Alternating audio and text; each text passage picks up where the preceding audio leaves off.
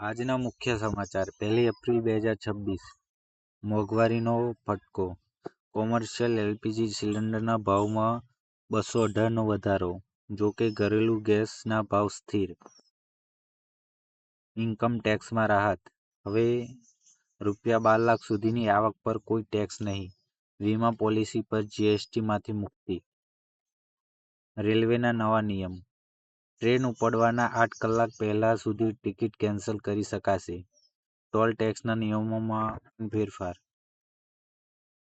દવા અને ગાડીઓ મોંઘી, યુદ્ધની અસરને લીધે દવાઓ અને નવી કારના ભાવમાં 65,000 સુધીનો વધારો થઈ શકે છે. ડિજિટલ વસ્તી ગણતરી, ભારત સરકાર દ્વારા આજથી દેશની પ્રથમ ડિજિટલ વસ્તી ગણતરીનો પ્રારંભ. ટેક નોકરીઓ, ઉજ્જૈનમાં એઆઈ, રોબોટિક્સ અને ડ્રોન ટેકનોલોજી ક્ષેત્રે નવી નોકરીઓ અને ટ્રેનિંગ માટે રજિસ્ટ્રેશન શરૂ. સરકારી ભરતી, યુપીએસએસસી દ્વારા નવી ભરતી માટેની સત્તાવાર જાહેરાત પોર્ટલ પર લાઈવ થઈ.